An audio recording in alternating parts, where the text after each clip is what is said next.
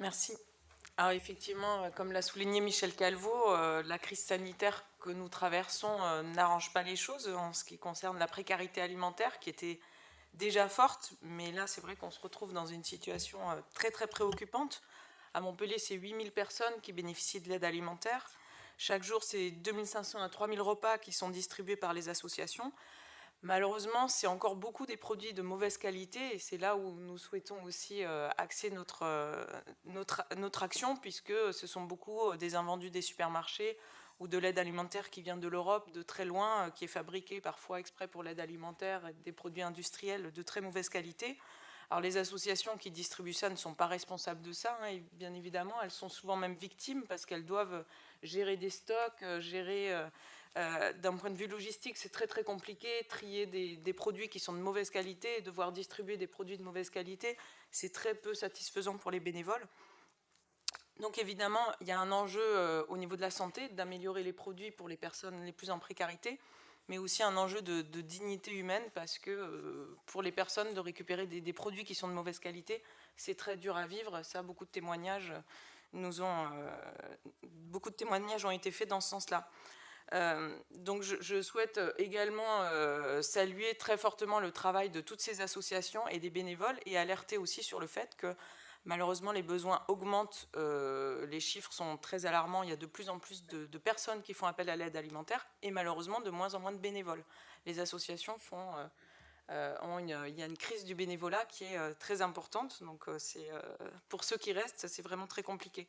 Donc, comme l'a souligné Michel Calveau, effectivement, la politique alimentaire de la ville a axé son action très fortement sur la précarité alimentaire, avec la volonté aussi d'améliorer la qualité. Donc, ça passe notamment, par exemple, par la tarification sociale de la restauration scolaire.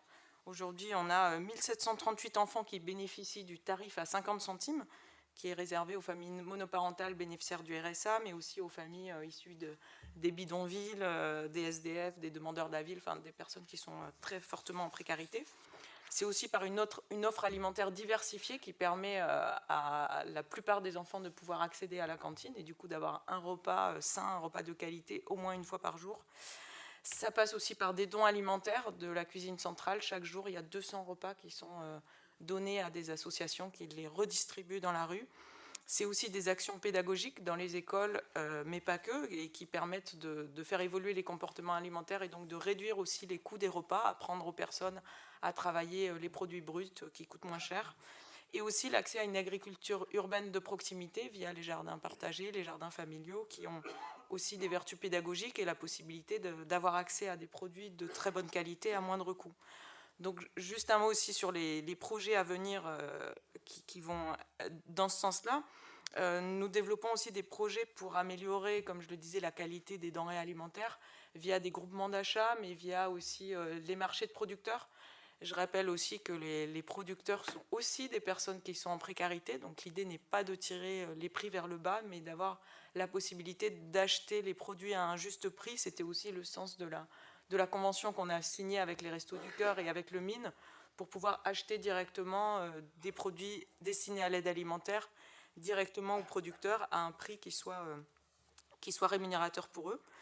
Nous allons doubler les surfaces de l'agriculture urbaine pour pouvoir développer aussi et soutenir les projets d'aide alimentaire qui se font sur l'agriculture, sur les jardins partagés et les jardins familiaux. Nous allons aussi apporter un appui technique. La cuisine centrale apportera un appui technique à l'achat de matériel des cantines populaires.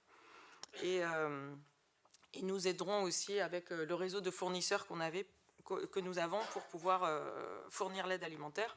Et enfin, évidemment, la Cité de l'alimentation, que je ne vais pas rappeler, mais il y a un certain nombre d'actions qui contribueront vraiment fortement à ça, avec la nouvelle unité de production, avec le jardin pédagogique, les cours de cuisine, le bus pédagogique itinérant avec des cours de cuisine pour les enfants, les jardins potagers dans les écoles, le partenariat avec les fermes ressources et enfin les tiers-lieux alimentaires que nous déploierons dans toute la ville en partenariat avec le secteur associatif. Merci beaucoup à Madame Massard. Madame Yag, bien sûr.